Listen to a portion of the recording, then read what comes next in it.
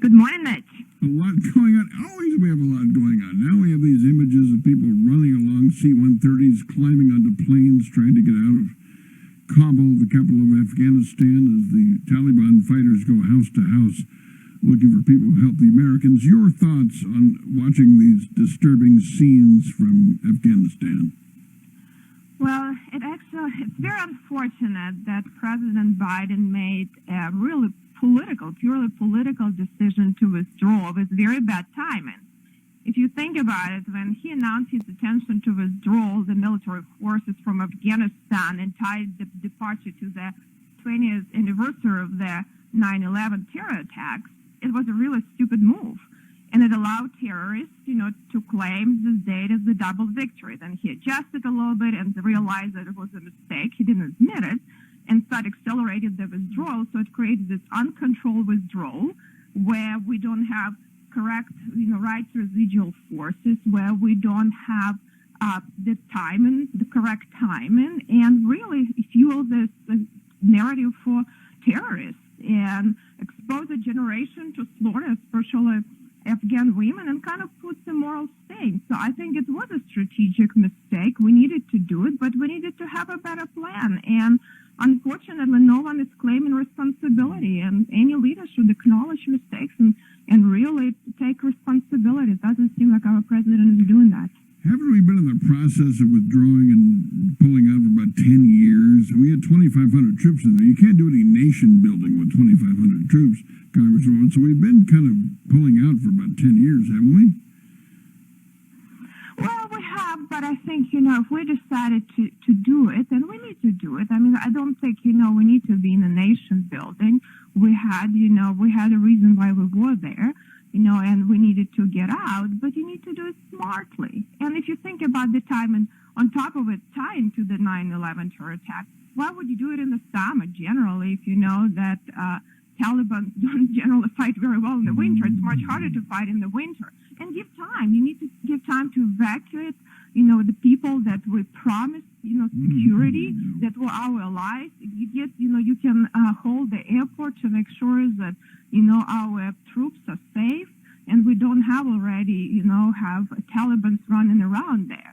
So I think we just to do what he done, it was strategically stupid. We needed to do it, but he didn't have a plan. And when he says that he wasn't, he didn't expect it, he had a lot of advisors and intelligence officers telling him that's going to happen. And maybe the timing, wasn't, as he mentioned, that was faster than he expected, but people were telling him that it's going to be happening fast. So he didn't listen to people, his advisor. No one is claiming responsibility for this mistake. Well, the European press, they're blasting the Biden administration. The Russians are making fun of them. What could the impact be? I mean, does this endanger Taiwan, for instance? China might be more encouraged to invade Taiwan. I mean, what could the impact be in terms of watching this? Well, I think, we have our adversaries like China and Russia and, Iran looking now to have more presence. We don't have a containment and deterrence strategy or residual force there, so we have to deal with that right now.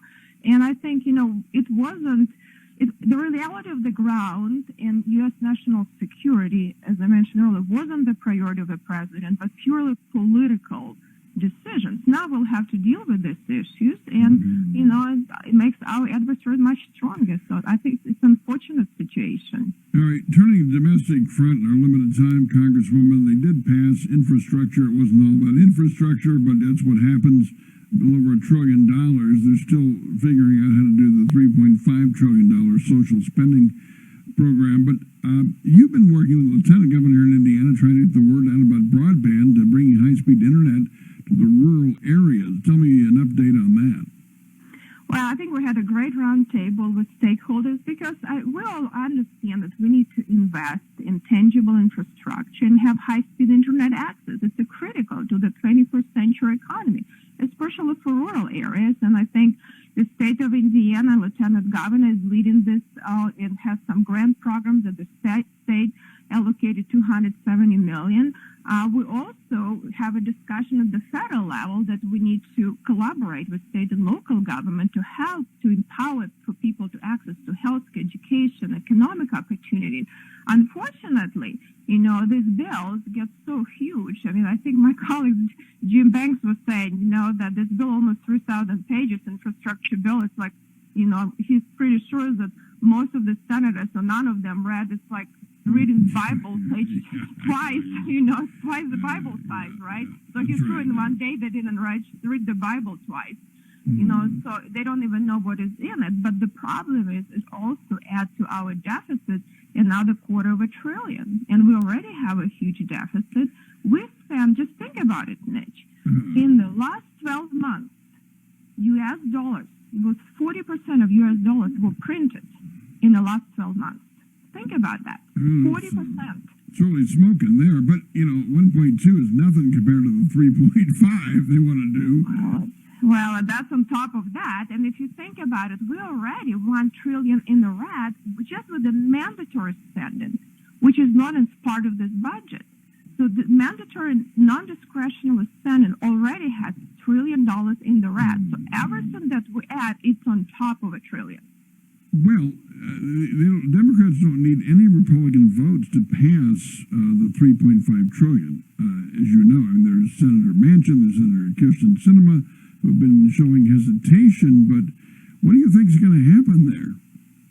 Well, it's kind of interesting.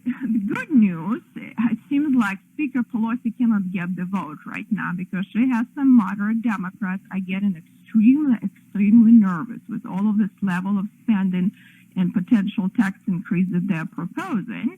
So as of right now, she's forcing us to come back to D.C., but she doesn't have the vote right now, and because Republicans very likely are not going to be voting for this bill, and she has only 8 people majority. So I think that 8-person majority put her in a very difficult situation where her progressive and squad demanding they say it's not enough, and moderate says we cannot take this, crazy bill to vote. So I think she has a problem right there. So we'll see what she's going to do. A group of 9 moderates have said that they won't vote for the infrastructure. In other words, Pelosi said she wouldn't bring infrastructure to the floor unless they first passed the 3.5 trillion, and the 9 moderates said, no, we're not going to vote for the 3.5 trillion unless we see the 1.2 go through. So that's kind of going back and forth.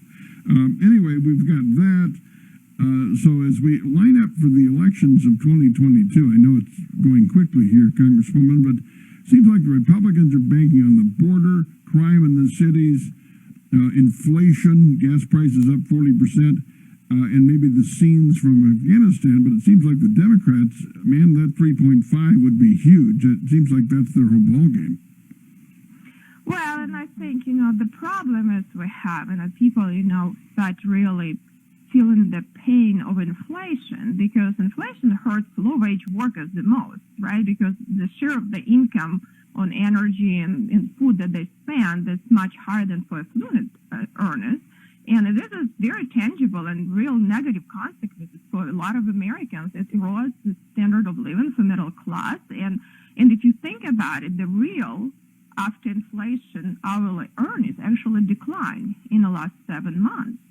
So this has a lot of effects on the people and the people's pockets, and people start thinking about that. So I think it's very, tangible things. And I think they should be getting nervous, but it's really bad for our economy.